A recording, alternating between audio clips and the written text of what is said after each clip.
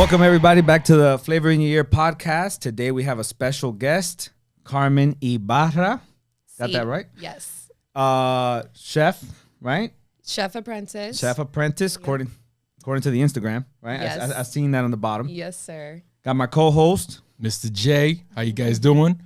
What's up, Jay? What's going on, guys? All right. So, no, for real, very special, guest that we have today. This is a friend of mine, actually, and she has been up to some pretty remarkable stuff, in the last year and a half, I would say, and maybe beyond, and, before that. So we really want to get into talking about all of the fun things that you have been involved with, all of the changes that you've had, what your journey through all of that has been, because I find it to be extremely interesting. And I think that what you're still doing right now, and you're building towards obviously a pretty cool creative career, and really that's what we care about knowing, because it's the outlet, right? Exactly. Perfect. So without further ado, we didn't mention the AKA, so the AKA Mango Mama Salsa. The real name. That's on the birth certificate now. Like I said, it's Mango Mama Ibarra. Social Security, all the pertinent documents for sure. My bank accounts, they all come in Mango Mama. It's like a picture of a mango on her passport. It's just like, all right, cool, let her in the country. She's fine. Exactly. All right. So what's up? Talk to us. Yeah, for sure. Well, thank you guys for having me. You are an old friend, so it's good to see you. I haven't seen you in a while, but no, it's exciting to be here and just talk about, my journey. And like you said, it's been a year and a half of excitement and change. And I think I'm still kind of trying to process like the year 2020, and I still cannot believe that I think we all are. It's almost 2022 in like a month. Like that just sounds crazy to me. But 2020 was a year that, completely changed my life. That's why I have it tattooed right here, actually, on my hand. I got this in New Orleans with Ellie. We got some tattoos up in New Orleans. But as you must when you're in New Orleans, for sure. Exactly. Yeah. Obviously, right?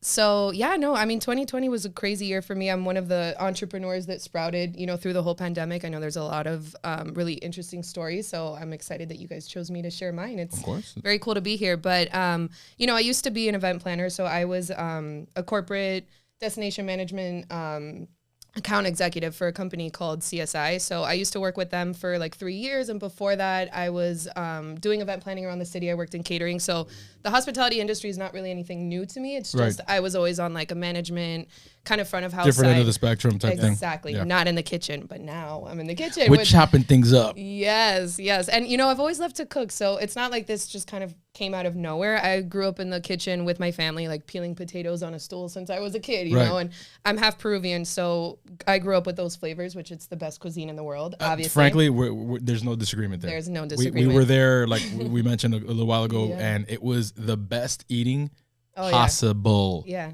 Like, and we've been to Europe, and there's great things all over the world. Peru just does it like differently. There's like there's some like mystery to it. It's phenomenal. Yeah, it's one of the most diverse cuisines in the world, like hands down. And so those are the flavors I grew up eating, and so that's kind of where my love for cooking really started. But it wasn't until 2020 when this pandemic came along, and it changed my life, because during the year 2020 was a transformational year for me in a lot of ways. It not just like professionally and career wise, but I was going through a lot even personally. Like I was married in the year 2019. And so 2020, I was going through a divorce. I lost my career. I was, mourning the loss of like family members. So it was a very difficult time and a lot to go through in a quarantine situation when the world was shutting down. When you need, honestly, like support around you, and it's hard to like be around. Exactly. So, everyone I think was cooking a lot during quarantine, obviously, because we couldn't really eat out. But that's also where I was like expressing myself a lot and letting my like creative energy out. And, being an event planner and making these amazing experiences for people for like 7 years of my career, and then being stuck in a house and not being able to do it. That's kind of the birth of the Sunday brunches. I don't know if you remember those, but I started this like event planner in quarantine situation. I remember that. Sunday, yes. Very early on, right? Yeah, so that was like in March, and that's kind of how this whole thing started, because I started this weekly Sunday brunch thing, and every week had a theme, and it was like this elaborate menu, and I was like cooking, and it was such a like, again, event planner in quarantine situation. Everyone's like, you can't plan events, but only you would come up with like a Sunday brunch theme on your own. It has to go somewhere. And, yeah, exactly. And I had roommates at the time, so they were like helping me, and it became this whole thing. Like every week we looked forward to it, and it was actually super fun. So that's how my page really started growing, and I started then the cooking channel and the cooking videos and all of that, which was really fun for me. And then the birth of Mango Mama came along. So, right. And so, I had again lost my job, and I was like trying to reinvent myself and just cooking a lot and doing what I loved. And mangoes are obviously my favorite fruit. I think Right. that's It's established. that goes without For sure. saying, Yeah, right? yeah, I yeah. don't think anyone has to ask that. Right. Context clues. Exactly. So, it was mango season, and I had been making mango salsa with my friend, for like that whole summer, and she had a mango tree. So we were making it fresh every weekend pretty much. Fresh and free. Exactly. And so then one day I'm like, you know what? This salsa's so freaking good. Like, why am I not selling it? So I just put it on my page one day and I was like, I'm going to start selling mango salsa. Like out of nowhere, it just happened. And I think I sold 20 jars in like an hour. And I was like, whoa, okay, now I need to figure out how to actually like execute this. So I just went The to girl was store. like driving around town with Literally. a cooler. No, the mangoes from the people's I trees. packed up my car with coolers full of mango salsa and was just driving around the city delivering it. And I was thinking to myself, I was like, if anyone would have told me this would have been my life like a year ago, that I would have laughed in their face, right? But it became a thing, and I started selling it every week, and I would sell out, within like an hour. People were just DMing me, and they started going crazy for the mango salsa. And I think,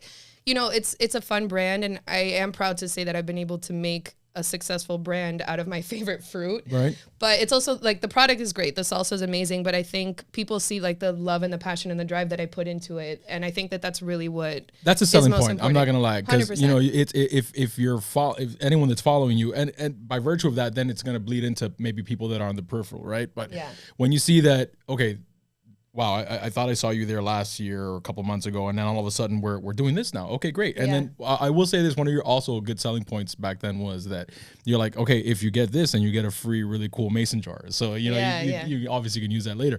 So, you see that and it's inspiring, you want to support. Mm-hmm. Yeah. But then you try the product and the product's actually really fucking good. Right, exactly. So that's awesome. I mean, not to kind of fast forward too much, but I know that you have turned this motif, right, into some really cool partnerships. I know that you were also eventually working Mondays or something like that at Jaguar. Absolutely. So we Jaguar started in the Grove, by the way. It's a cool little restaurant that's out there. We'll get into it. Yeah. I still work there. And actually, we have a Mango Monday event coming up next weekend for the holiday. So we're working on that right now. But so I started working in, kind of to fast forward because it is a lot. But I saw that the business was taking off really quickly, and I realized like I can turn this into a real career. So that's why I went back to school. I'm about to finish my chef apprenticeship at Miami Culinary Institute. I started working in restaurants in a pandemic. Most people would call you crazy for doing that, but I wanted to get the experience and the knowledge and really like turn this into a career. So that's when I started doing the collabs with chefs around the city. So my first restaurant job was at Jaguar, and I'm still there part-time. And we started a Mango Mama Mondays event. So we were doing that seasonally. So we want to bring it back eventually, but it was like a seasonal thing that we created. So it was every last Monday of the month, and we, created a whole mango themed menu, and it started becoming a huge thing. Like we would get packed there. And so you would incorporate that into what kind of cuisine? Like I know obviously ceviche is the first thing that might come to mind, but was there anything else? Mango ceviche. Obviously that was on the menu. Mango ceviche. We did a mango pork taco. So everything was mango themed, but it was like a fully executed menu. And we were inspired by the book, The Flavor Matrix. I don't know if you guys are unfamiliar with it. No. Yeah, so it's a really cool cookbook that, it just gives you really neat ideas of ingredients that pair well together. So one of our items on the menu was a foie gras crostini with mango and pancetta, which it sounds weird, but it was just, it's delicious. So like I said, we're actually bringing back the Mango Monday event next week, the 22nd of November, just to kick off Thanksgiving holiday. So that'll be fun if you guys are free. Come by. I think we are. Well, next Monday, I know that we're recording, but we might just like pick up a couple like to-goes and just be like, look what I got. Come by, look what I brought. for sure. Come by. And then I started doing other collabs. So I don't know if you guys are familiar with Chef Max. Saw that. Yeah, he's awesome. So we did a Mango Mama donut collab together. Was really this bell is fun. Brought to you by a donut. So Yep, for sure. awesome. So tell us about that. That's really cool. I know that he was, if I'm not mistaken, one of the original creators or like chefs partnering with the Salty Donut, right? Yeah, so he was the like head chef that opened Salty Donut with the owners, and now he's doing his own thing. So he's at Batch Cookie, and he's about to open up his own donut shop soon. Tremendous. Yeah, he's like a pastry chef's pastry 100%. chef, right? So Batch Cookie's award-winning. Open? Sorry? Is Batch Cookie already open? Yes, they're in Fort Lauderdale. And then they're like, there's supposed to be like another location, right? Yes. It's a little closer. Like I'm not sure exactly where, but they are opening another another one. I looked at anything with cookies. Yeah. I'm there. Cookies and donuts all the way. So I saw the cookie thing. I was like, we need to get that closer so I can get there sooner. Exactly. So he's awesome. He's a good friend now, and we did the mango donut. He came up with this like ginger, what did it have on it? It was like a ginger glazed donut with my mango salsa on top of it. I saw that. It was amazing. Ridiculous. So that sold out too. So it was just really cool. And I think what has been the most exciting feeling throughout this whole process is just like the support, like you said, like people seeing the hustle and supporting it. And it still blows my mind to this day, you know, when you do like a pop-up or when you know, put yourself out there, and the love and the support you get from the community, I think is really essential when you're trying to grow something. Absolutely. So I'm really grateful for that. Yeah. It's honestly, like, when you think about it, 2020 really incubated a lot of things, whether it was good, bad, whatever the case is. But I mean, like Chef Frankie said a couple days ago, is just like, if you didn't use that time to turn it into something positive, you fell asleep. 100%. You were asleep the whole time. And you know, it's brought a lot of light, you know, in terms of changes for myself, you know, because it was, I mean, I never mentioned really who I work for, but it was a lot of change. And it was always change that was maybe a little bit uncomfortable. It felt a little bit, you know, whatever, do we really have to do this?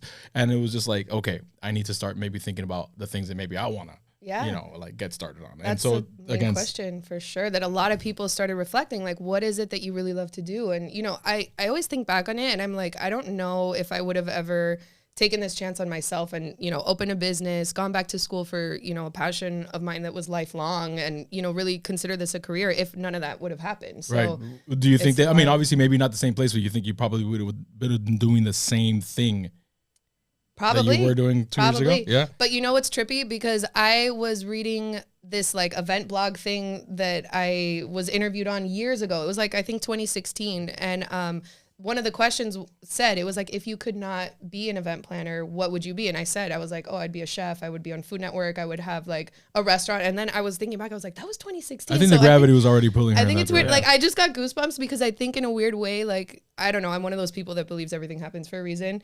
And I think, you know, when you manifest something, like, you know, for me to even say that in 2016, would I have quit my job and done that on my own? Right. I don't think so. I don't know. That's I mean, pretty, not yet, but, you know, I think 2020 pushed a lot of people, and being in that situation made me realize like what I really want to do. Makes people think when you have so much time. Yeah, exactly. I had that same situation. Yeah. So we get into, we talked a little bit about collaborations and stuff like that.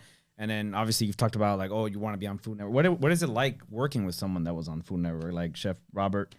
Yeah, no, they're amazing. So I've worked with Chef Daryl. I'm sure you saw. So I saw that. We did the South Beach Wine and Food Fest together, and I was just in New York for the New York Wine and Food Fest. So much fun. Shout out, that's dope. Yeah, it was really, really fun. You know, and they're great. Daryl's awesome. So I've actually known Daryl for years because I used to work for a catering company, and you know, we just like crossed paths a few times. So it was nice to reconnect with him, and he's been awesome and really like, you know, helped me and taken me along to do these fun events. So it was really cool. And the New York one, I was actually like behind the scenes with the Food Network star chefs. Like I saw Andrew Zimmern on stage doing, you know, his cooking demo, and then Robert Irvine, and we were in the back like prepping their food and stuff. And I just thought it was so cool to be in that environment. That's and I was such like, a one rush. day that What could a be thrill, me on the dude. stage. Yeah. Hell yeah. But honestly, like just being a part of what they're doing, right? Yeah, you know, even in an novice like scenario, like Yeah. that's such a cool fucking thing. Being in Like the you're environment. bringing to life whatever they have creatively, you know, and it's just, I mean, Yeah. that's awesome. And I've always loved like the Food Network shows and stuff, you know, and cooking. I'm a super Food Network snob. Yeah. Like I love it. I watch Top Chef, beat Bobby Flay. There's nothing I don't watch. Chopped, it gives me anxiety. Like the clock is running. Like I'm one of those. So those shows are the best. yeah, And I love them. I've been watching them since I was a kid, and I always used to wonder, like, why don't they have like a Peruvian Food Network star chef? You know, they don't. Like, I would look up to Giada and, you know, Ina Garden and like Alex Guarnaschelli and all these you know, women chef, and I was like, you know, they're amazing, but like there's no Peruvian chef, and it was almost like a young girl like waiting for like their representation, their a little Disney bit, princess, like in their, you know, ethnicity or whatever. And I but was like, why not you? yeah, exactly. And I was like, damn, maybe, you know, one day it's a niche I could fill. Yeah. So we'll see. One but day. it's exciting. Definitely. That's like how I always wonder like what it's like to meet these people, or you know, I've gone to some of the restaurants. Shout out Rick Bayless. That's my favorite. I'm a Mexican. See how you guys are about Peruvian food? Yeah. I'm like that about Mexican food. That's because you live like where like the greatest Mexican food can be found in South Florida. Like I was gonna he say lives like Homestead. right down there. Yeah. He's always telling me, he's like, yeah, like he doesn't even talk about like places with like addresses on them. He's like, yeah, that third tent at the flea market, that's the one. That's right the there. one. That's the one where you Exactly. get like. So I'm Not real even an snobby, address. real snobby about Mexican food. Like Yeah. don't like I love Taco Bell, but that's like late night. Por Yeah. favor, I mean? por favor, Yeah, that's Taco everyone's Bell, guilty Taco pleasure. Bell, Bro, like, you got how you it. gonna It's a- mention that shit on this microphone? It's a right guilty now, bro? pleasure, It's bro. everyone's guilty It's pleasure. a guilty pleasure. The bro. Dorito taco. Yeah, like so bring back the Mexican pizza, please. Look, again, I offer some random tidbits here. I will say this, and the first time I tried it late, like in my mid-20s that I ever got high, Yeah. I will say this: Taco Bell was what was like, oh shit, this is real, because I bit into like a burrito and I kept on like pulling it away from my face. I'm like, is that cheese really? Like, it's fucking getting longer. Like, right oh now. my God. This is fucking amazing. So That Shout out wasn't the Taco weed. Bell. That wasn't the weed at all, right? No, It was no, just that was- no. yeah. It was the tortilla. it was the So for me, that's I've always wondered what it's like to meet these people. What it's like, are they as cool as they seem? Sometimes their Yeah. personalities. Like and the show that I watch consistently every season, like it's the only show I really keep up with in terms of like show to show is Top Chef, right? And a lot of these guys are always like guest judges, and you see their personalities, and it's like any celebrity. You wonder like, what are these people like off the camera? Like, Yeah. are they really as cool as they seem there? Yeah. So it's pretty cool to see you collaborate with people like that, Yeah. because you wonder like, man, that's freaking awesome. Like, Yeah. you're reaching a stage in your career where you're meeting these people, and that's For sure. really how And to they're get ahead. influencing her, Yeah. really. I mean, Yeah. at the end of the day, you're learning so much. You can't help but do Exactly. that. Networking. Exactly. And I think that's really important, is to put yourself out there a lot. And that's what I've done. I've pretty much hit the ground running the past year and a half. And that's why I've been able to grow so quickly and, accomplish a lot. And I'm proud of myself for doing that. But it has taken a lot of, again, confidence and just putting yourself out there and being willing to learn. I'm the first person to say, when I stepped in there, I didn't know professionally how to, cook in a kitchen like that. Like, it is something different for me. So, but I put myself out there, I wanted to get the experience. That's why I started working in restaurants and going to school, and I've learned a lot. So I want to ask you a little bit about that though. So Yeah. because there's so many things. Something is always going to be new to you, right? I mean, that is, if we're trying new things, that's what's going to be the case. So Yeah. if I'm saying, okay, I'm pretty good in the kitchen, like I can feed myself, I can feed my family, my friends, whatever. That's the food's coming out pretty darn good. But then you step into like a professional kitchen. Like, Yeah. these knives are I've- sharp. I've This done stainless so steel many is like. stupid things, and I mean, I it's need to natural. know about these things. Let's Dropping go. things, using wrong equipment, like running Into people. Yeah, like dropping your towels and stuff. Like I've made a lot of mistakes, but again, I think being willing to put yourself out there and learn is the most important thing. And cooking for yourself at home is one thing, right? And that's when I You realized can I was take like, your okay, time. You can, yeah, exactly. And you're not getting tickets and like having to feed plating that hundreds of shit is people. like for Yeah. sure. But you're always like even at your house, like when you're showing the pictures of like what Yeah. you're plating, I'm like, yo, this is like some pretty cool looking Yeah. stuff right Thank now. you. Yeah, Thanks. for sure. That's the creativity side, because I definitely, consider myself a creative person. So I think cooking is my, creative outlet for sure. But also I realized that like being in the restaurant, environment where it is fast paced, you're under a lot of pressure, and you get slammed with tickets. But I come from the hospitality and event background already, where that kind of like situation of adrenaline, right? And I think I do kind of thrive in chaos sometimes. So I think it takes a certain kind of It seems like personality, you but- like definitely thrive in Yeah, it, because if yeah. you're like making career changes, if you're making like Yeah. personal changes, like in the middle of the most chaotic period that I think that we can all like remember, Yeah. you can definitely thrive. It pressure bust pipes. Right. Right. Exactly. Yeah. I mean, Exactly. at the end of the day, it can either be a good thing or it could be a bad thing. Right. Yeah. So speaking of that, I actually, I have to mention this. I worked for a couple of event companies, and did you ever work with anybody called Lasso the Moon, or did you ever hear No, that name sounds familiar, but I did not. legendary people? Not to shout out, they're not sponsors, but yo, that they. I mean, look, working in the hospitality industry at least once in your life. Mister, he likes to he gets fired from every job, so this is definitely one of those things. That's why I work for myself. This is why I love the guy, though, because he's so You real. can't fire yourself, right? No, Yeah, I can't do that. So You're like, I'm canceled. but it'll build a backbone, kid. Of course it builds- does, yeah. builds like, first of all, you're dealing with people, but you're also problem solving in the moment. Not everyone's going to be satisfied with what is, Yeah. being offered to them, and it's just like it builds you up. I Yeah. really think that anybody can benefit from at least serving a table. Yeah, no, and I've gotten yelled at in the kitchen, so many times. How did- but oh, fuck. It's just There- like, I'm not going to go there into goes detail, me getting fired right there. but I think, That's me getting fired. What'd you say? Apron off, coat off, time to leave. Better than Diego. Yeah, pero de momentico aquí.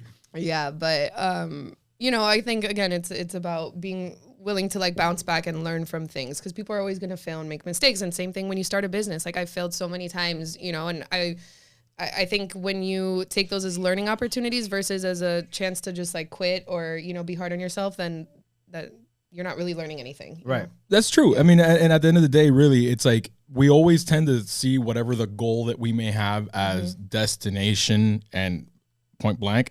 And I think that that's a little bit of a false way of seeing things. When you get to a destination, that's just you achieving that goal. I think it's important to set another one there because again, you can look back 5 years when you actually reached those goals or, you know, got to that destination, and then you're really far away from that in the opposite direction. So it's important to continue to keep that carrot, I guess, if you will, in front of the horse. It drives you, you know, as long as you're alive, things will change. Yeah. Yeah.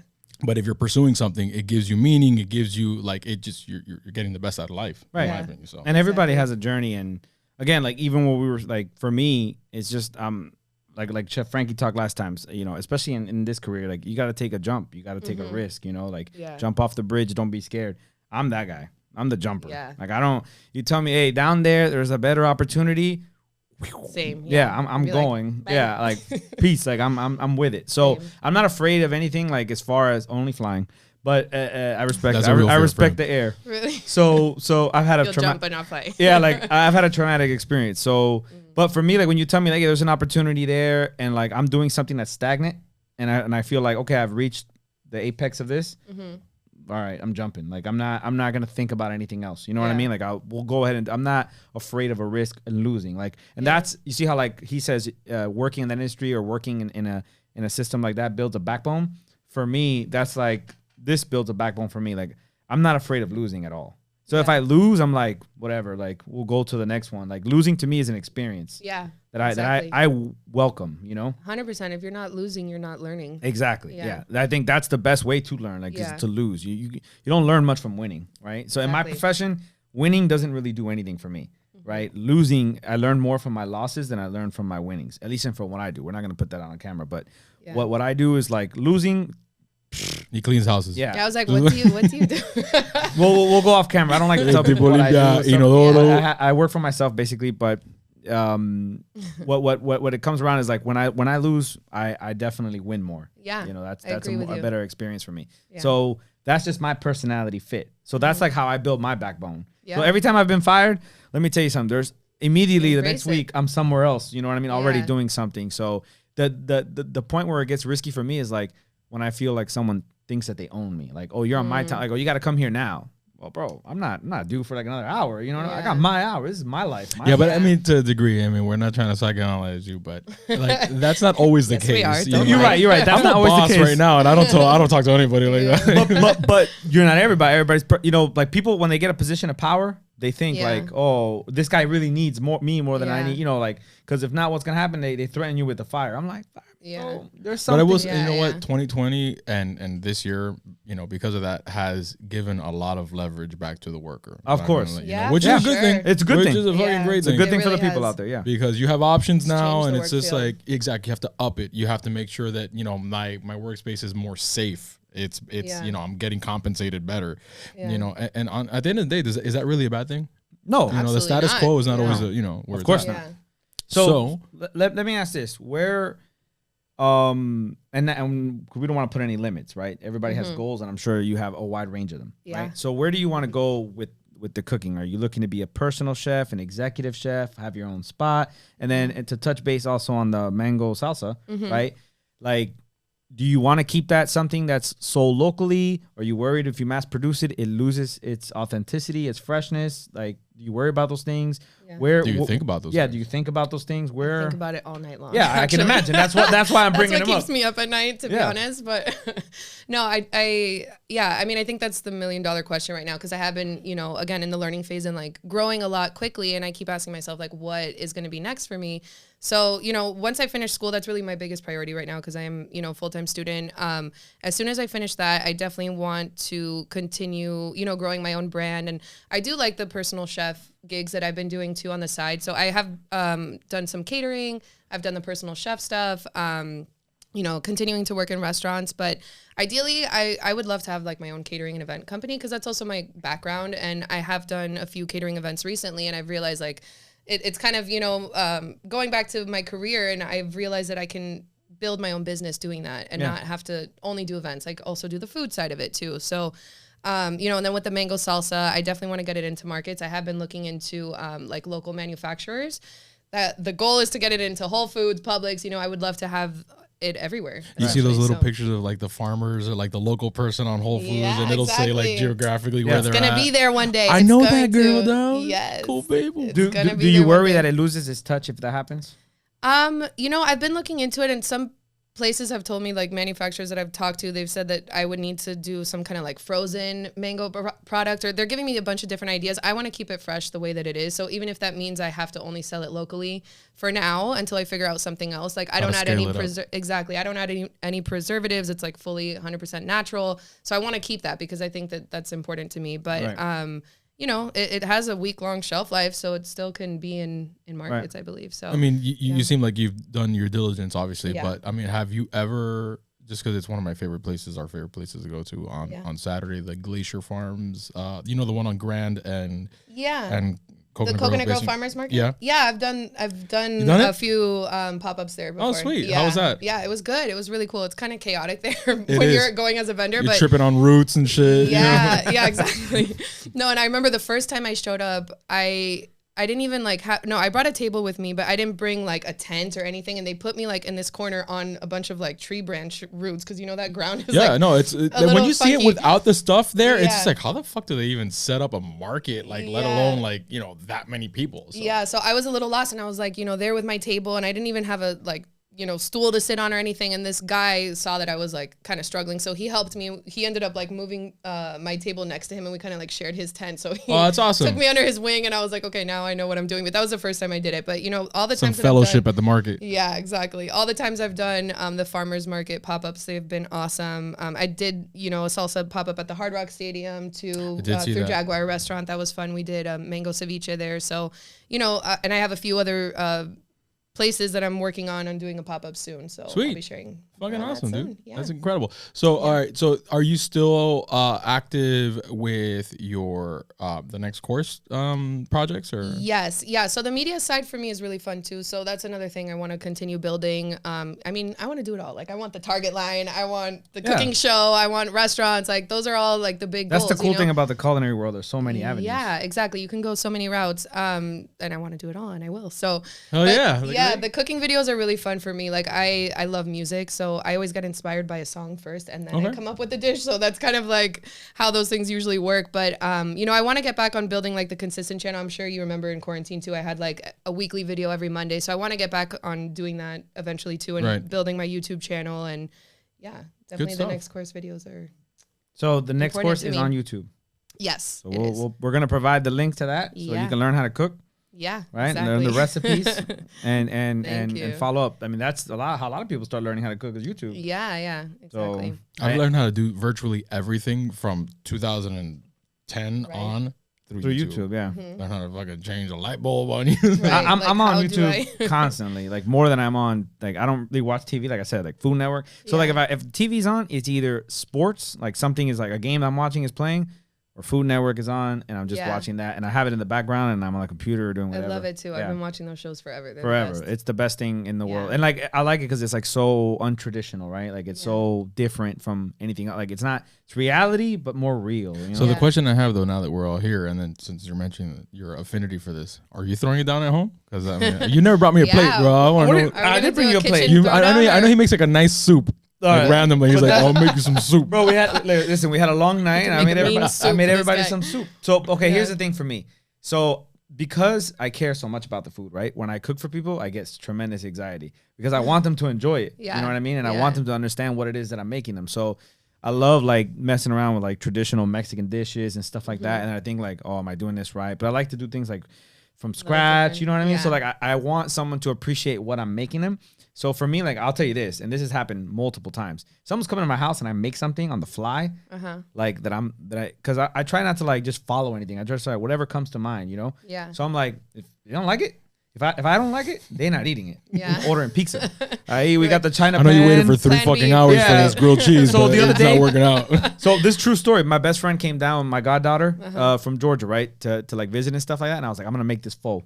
You know, I had it there 48 hours. I messed up. I messed up in the way I made it.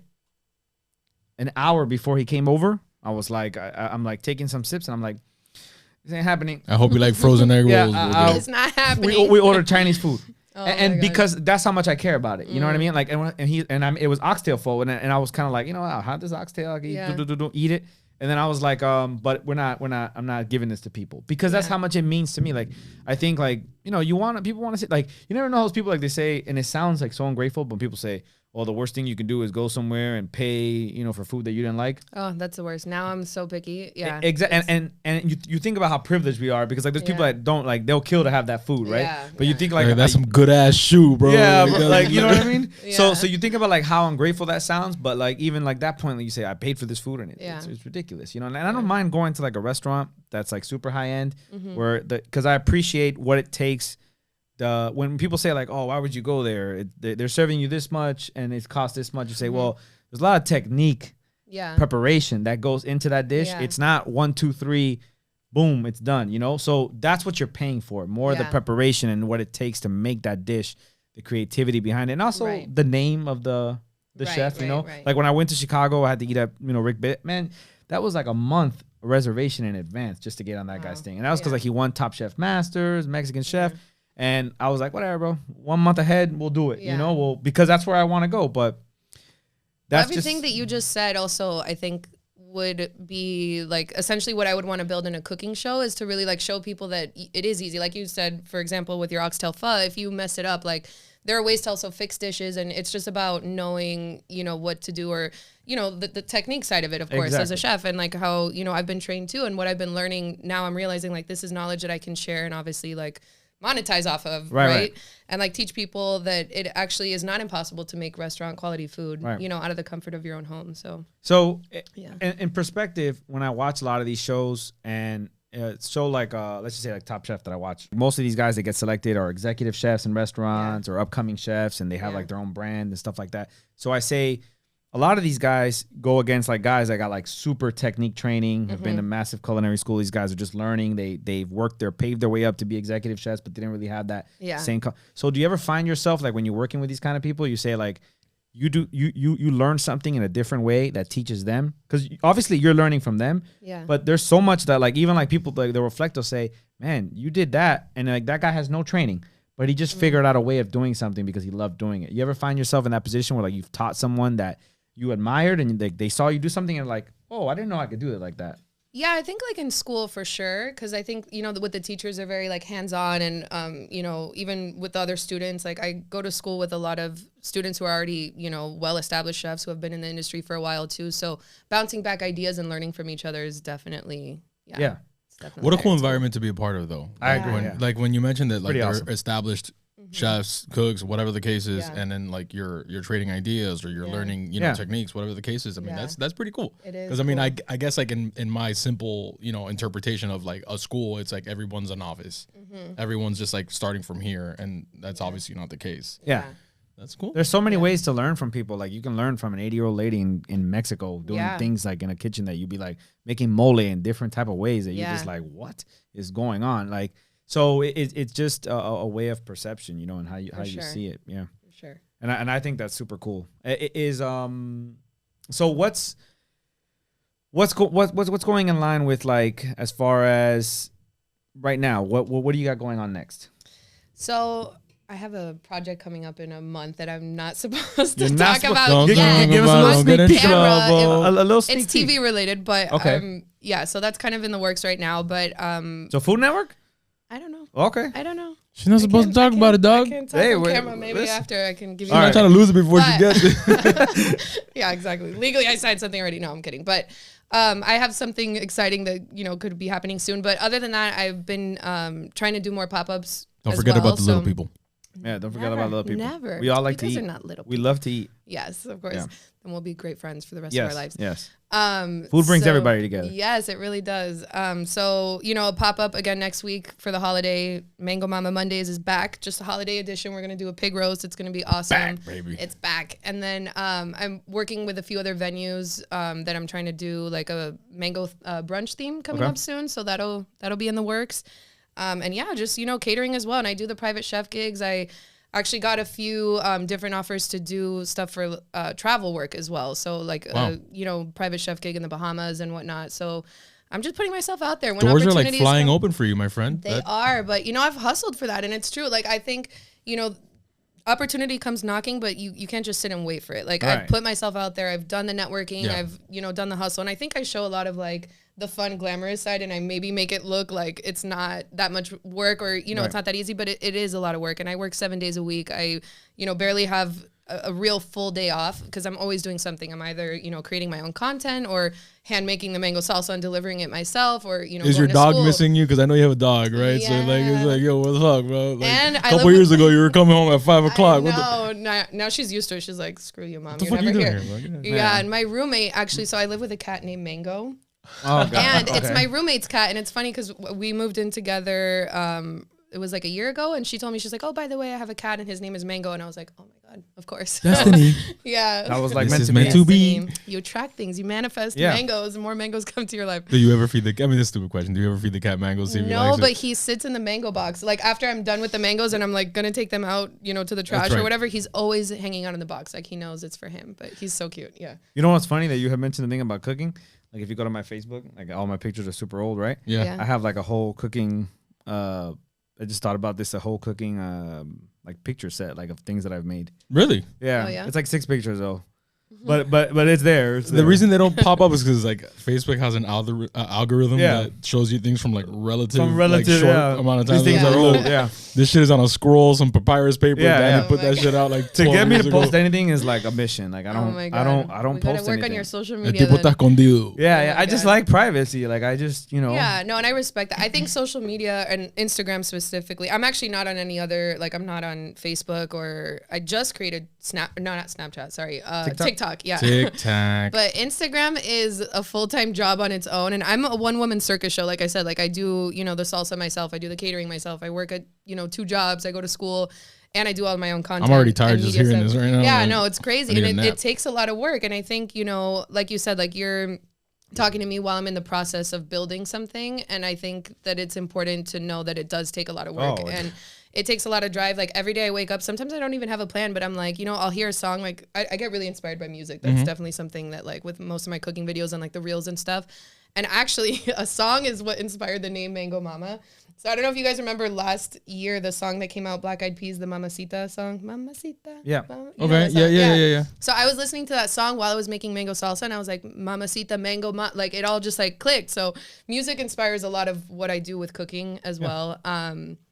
And I love the colors though, because it Thanks. like it looks not just like a ripe mango, but obviously you add Yeah. other bits and pieces that add color to your salsa, which is really cool, and it's all reflecting on your actual logo, yeah, which is thank very you. cool. The logo process was really fun.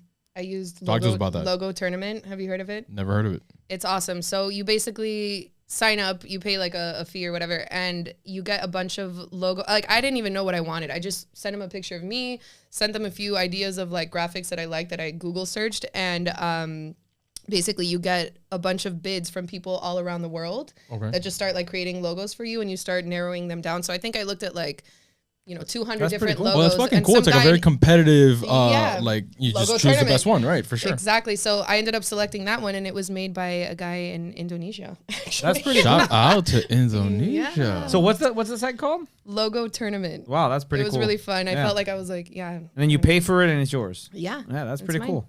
Yeah. And then you like was take a fun. vacation to Indonesia, and there's like mango Yeah. mamas. I was like, that's not my business, Like, man. What the whoa. fuck? What the- That is that looks freaking strikingly awesome. I've never similar heard to of what that. I do. So Yeah. there you go. For anybody looking to open up a business that needs a logo. Yeah. Logo And when I came tournament. out with the logo, a lot of people were messaging me like, oh my God, it's so good. What did you use? Like, who created this? And yeah, it was definitely a really Yeah. How fun. tool. Yeah. How fun. That's really I, cool. I like that idea more than going to like graphic design or dealing with one person. It's Imagine, like- yeah, it's Yeah. like this is what I got Yeah. for you, $200 Yeah. an hour. Yeah. So, and then you got to tweak it every time. Yeah. This is cool. I do want to ask this. I mean, I don't know when this is going to necessarily air, but since we are in holiday season mode and next week being Thanksgiving, what does Thanksgiving look like for you? What are you preparing? What's on the menu? Are you preparing anything? Are you working?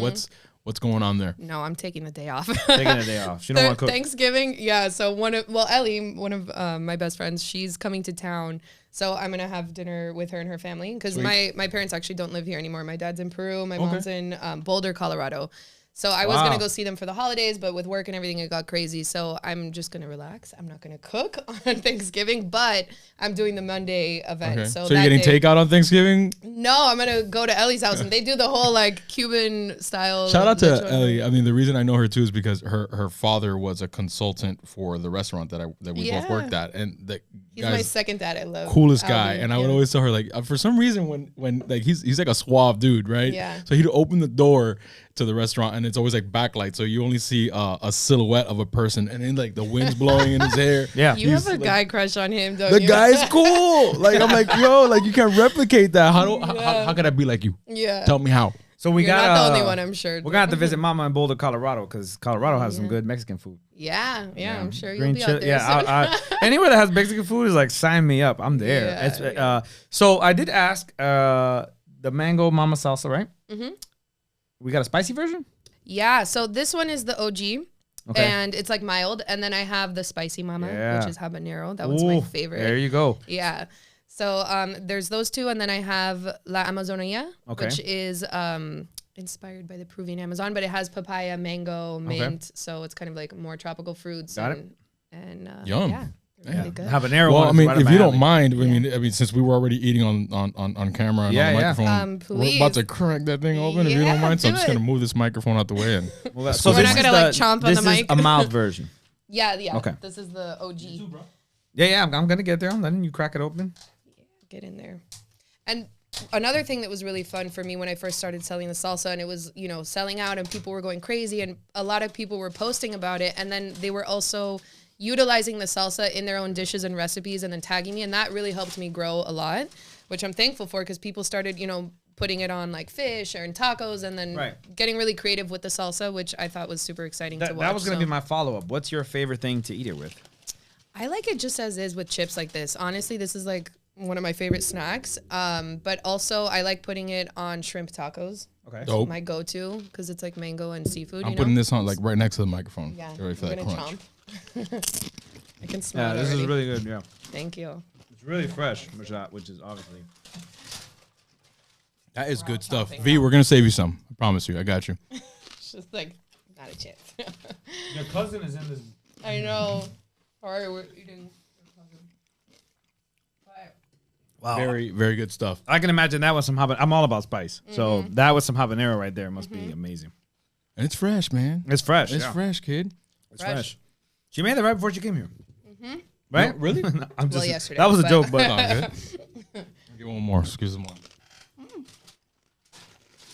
That's good. So. Edit this part out right quick. Consuming some. You want to hear a crunch? Yeah. There you go. It's a good one.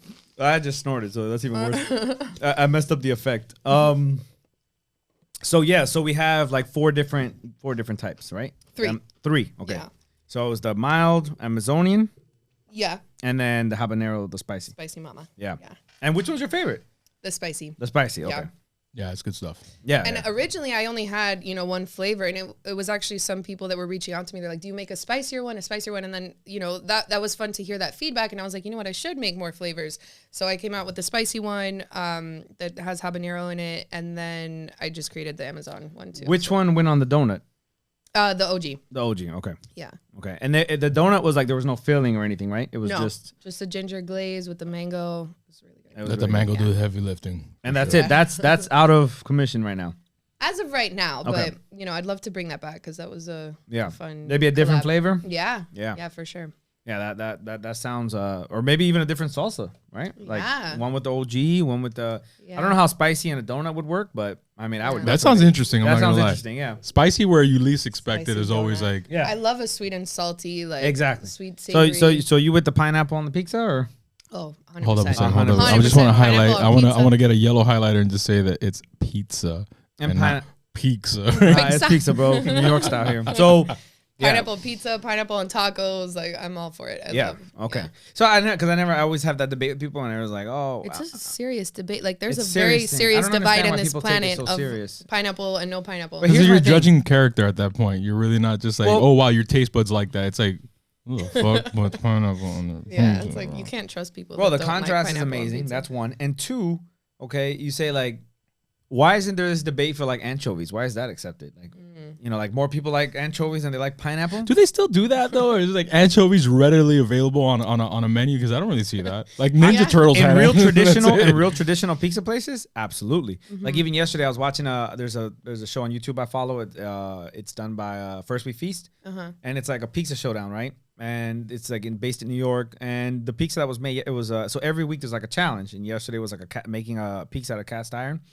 In a cast iron, and the lady made one with anchovies, and the two judges loved it, you know? And like that's what I love about food. There's no boundaries, right? It depends on so like anchovies. My experience with anchovies, I'm very open minded. Like in fact, I will say this. I don't know if you've tried. I'm sure maybe you have. But when I was in Peru, the delicacy there was cuy, which is essentially guinea pig. Right, guinea pig. You know, in Ecuador and Peru and like that region, that's a delicacy. So I tried that. But the other thing that I tried was anchovies when we were in Italy. I guess like the Venetian plate there was just like, you know, obviously this type of pasta, and it had anchovies. So I was like, wait, I'll try it. I've never like given up on a plate. Really? I couldn't take it out. It was just the level of salt, like the sodium level. It was just like hard to take down. Yeah. And I tried. Let me tell you, I tried. Really? Because I mean, I had like borderline tear coming down my eye when I was eating in Peru, and I was eating this little cute ass little guy on my plate. It was like this little cuy there, and I'm just like, fuck, I'm sorry, bro, but you're delicious, right?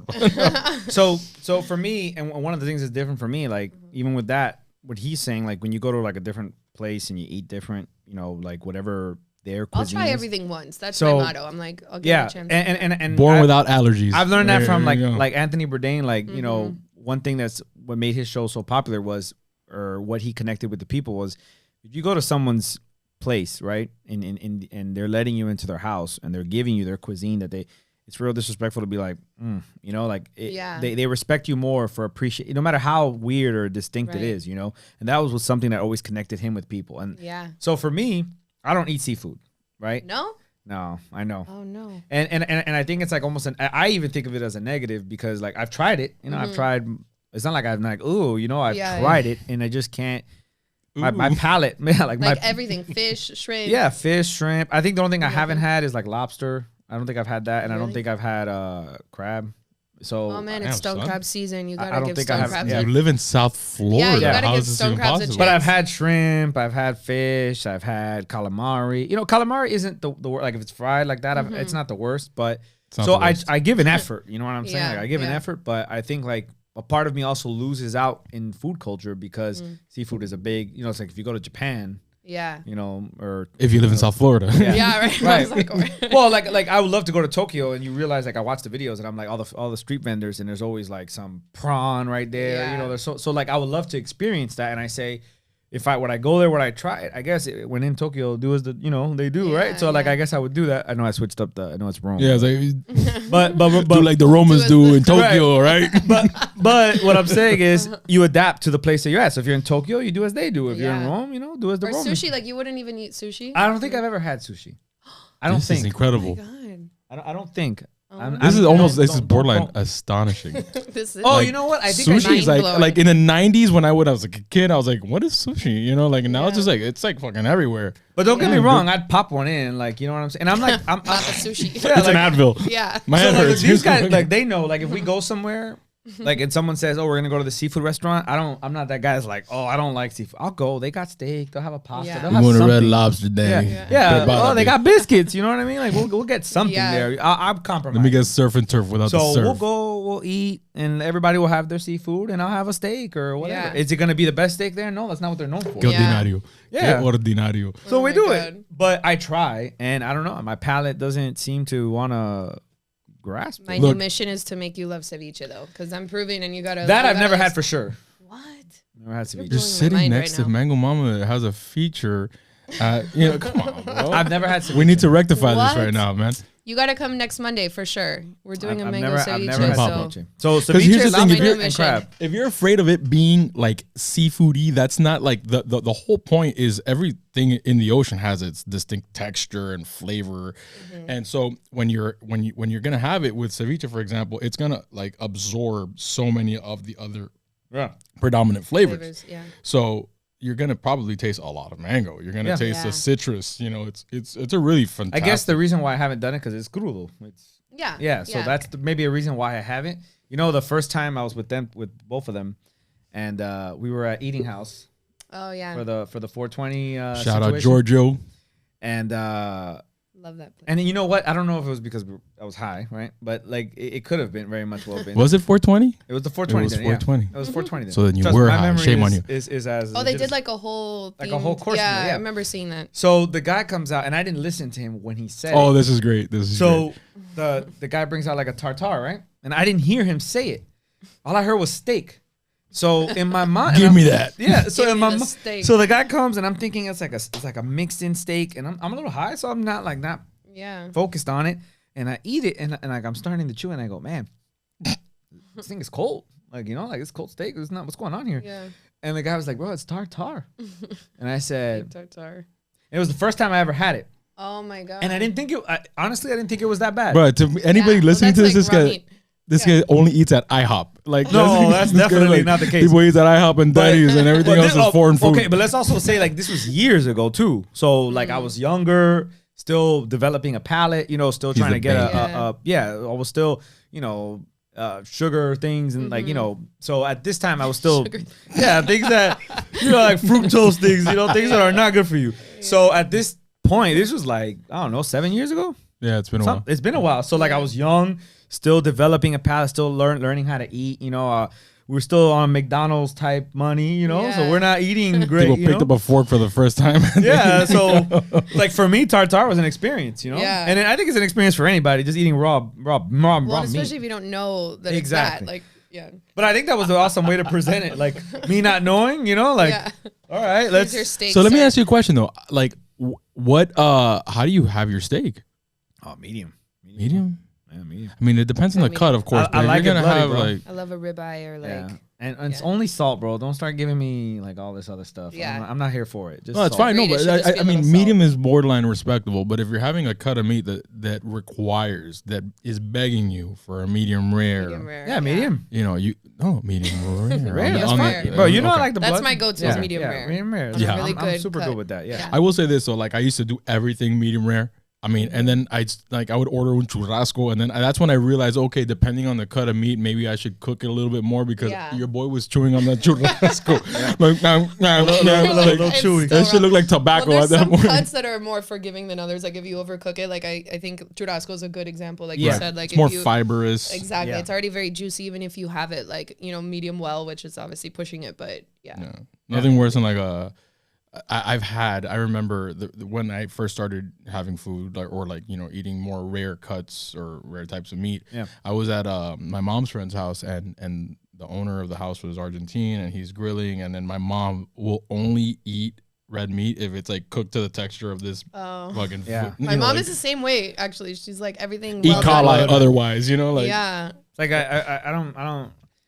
I see people do that, and I'm just like, So the guy comes up to me and he sees me eating it, and I'm just like, oh, this is fine, whatever. It's how I've eaten food all my life. And then the guy's like, así no se come la carne. And then like that's my limited Argentine fucking accent. Sorry about that. I don't mean to offend anybody. So he pulls the plate out of my way and he just brings this like beating heart essentially of a piece of meat, and I like put that still shit in my moving. mouth and I was like, my life has changed from Yeah, this bro, point it's a whole forward. It different- was Wow. amazing. Yo. No, when you cook Argentinians it know well good done, steak. it's like, bro, it's like tough. It's rough. It's why. I have a good friend of mine, like a a friend of sin. ours actually, then he'll order like usually like an expensive cut of meat or whatever, and the guy cooks it well. Done. Sacrilege. Such a waste. You're wasting Yeah, you're it. wasting the meat. Yeah, it's like going to a steakhouse and doing that. Like the Yeah. disrespect that the people must feel like when Yeah. that ticket comes back there. Like, what does this say? Yeah. This is an error. Like, This must be a mistake. yeah, this must be. I'm not cooking this fucking shit. Yeah, I wouldn't. Like, I'd feel like it's like, bro, you're paying. But I mean, again, you're paying $40. Yeah, but the customer wants the customer gets. The customer ultimately. gets. I you see know? the funniest shit on ticket orders sometimes. Let me know. Yeah. Let me know. What do you got? What do you I mean, see? like yesterday, for example, I was working last night at Jaguar, and a ticket comes in, and it was an order for the grilled octopus with a salad, but it was like split in 7 because the table number, you get to see how many people are there. So it said like guest 7, and they ordered like 1 octopus to all share it. I was one tentacle person. Yeah, and I just see the randomest One suction thing. cup. Yeah, or it's like, yeah, you just see funny things. Okay, so I've never had. Pass I've never that little had piece of octopus mango either. right quick. Imagínate. Like I've never had octopus, but you see, like I'm not opposed to What? it. Oh my god! You have to. I've keep seen shocking me. your videos of you preparing like the fucking beast, and it's Oh, just like this yeah. thing. And I, then, s- like, oh, I saw the Octopus. pictures. You're like she's about to swallow that thing. Yeah. that's fucking cool, bro. Like Yeah. octopus is delicious. I'll have first it. of Like all. I'll try it, and whatever the outcome will be, I don't know. But Yeah. but I'll eat it. You in a box It's my 6 feet mission under. to, That's what the like, feed octopus is them. gonna. It's like it's not gonna be. So that in bad. other words, like I'm not like a bitch, you know. Like I'll eat whatever is Yeah. there. I'll try it, but you know, Yeah. whatever. You know, give me some water after if I don't like it. You know. So you got Yeah. wait. So they're splitting an octopus appetizer 7 ways. What else? Yeah. Give me some other crazy stupid stories. Because what I was mean, another one? when you work in the industry, you see some and hear some Some crazy weird shit. shit. So Yeah, is the, or is, like is the octopus somebody- an entree? It's an Could be. entree. Yeah. So like they got an ordered an appetizer entree and to, then like- the octopus for 7 people, and I was like, and it said like split in 7, and I was just like, at that point, like you don't even question it. You just see it, and you're like, what the? And sometimes I'll take pictures of like. Those are funny the things. people on a budget. Like Yeah. another one that came in, I think this was last week. It was like French fries cooked well done, and I was like, What? Can I get the medium rare fry? It meant, and I was like, okay. And I guess it meant that they wanted it like really extra crispy, Crispy. but I was just like, what is the thought process behind Like I don't know, double this fry stuff? it. Yeah. Yeah. So that Yeah. I'm a French fry snob too. Yeah. So, You eat them well done. yeah, no, well, Well done no, fries. I'm like not the only fries I have like a problem with are crinkle cut. Oh. I don't know. Like I feel like at middle school, I eat Yeah. 5th grade, I eat They cafeteria were always like lunch. soggy. Yeah, That's how always I think of a soggy. crinkle Because they fry. usually come in a soggy. bag, a frozen Yeah. bag. But I will Yeah. say, The Shake Shack ones aren't Shake the Shack worst. does it Yeah. great Oh, job. those are The Shake good. Shack Yeah. ones aren't that bad, Those are but crispy. those are the only fries I have something against. The crinkle cuts. Yeah. I just remember my abuela cooking up. She would get this piece of potato, maybe cut it 4 ways and some thick ass potatoes, but she would fry that, and it was just steak fries done. Oh, Abuela nice. style. I've never had another, fry like that in my life. that's With some abuela. steak, a little cachucito.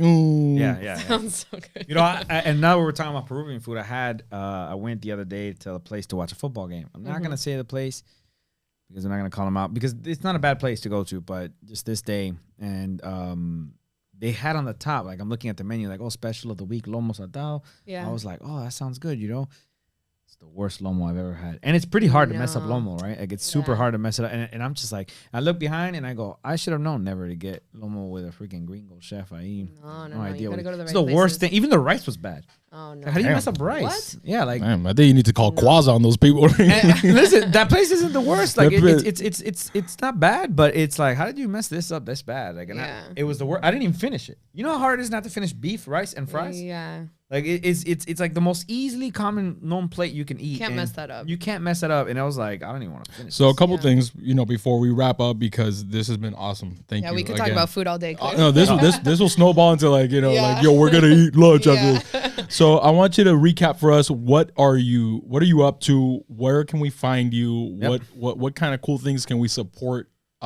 Because again, this has been a very cool journey to watch and Thank to you. witness, and we wish you nothing but success. Yep. Okay. Thank you so much. So let us know, and then we're also going to be including whatever we can in the description, so people can go ahead and click and follow that link and For and sure. get there. I mean, definitely, I think, check out my Instagram page, which is at the next course _ Right. That's my main page where I do like the cooking content and just, my personal life too. I've always been very authentic on social media. And I think Right. that that's what, people are drawn to with my brand as well, that it's just me and I put myself out there. So social media is super fun for me at the next course _ also at Mango Mama Salsa.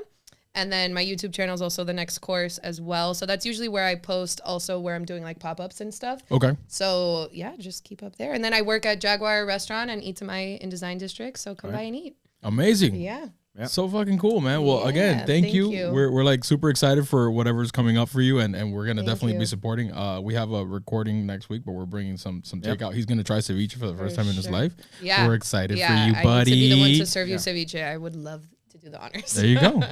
Also, I forgot to mention my website. So I have mangomamasalsa.com. That's where you can order the salsa and one of these teas too. So Oh, we got What's that? merch. Oh, we got merch. we got the mango merch. I'm repping it right now. This t-shirt is awesome. Yeah, hang So on a second. Hey, like we make sure Yeah, that it check it comes out. out on Check it camera. out We'll there. zoom in. Okay. Mango pocket tea. for snacks, you know. There you go. And we're gonna provide the links to all this on the page, on the Instagram, on the YouTube channel. So if everything she just said will be provided down below. Just click that little button and you'll see all her information. You can order the salsa. You can find out if I got converted to a seafood person. Yeah, that'll be the follow-up. I'm gonna live on the 7 seas. Yeah.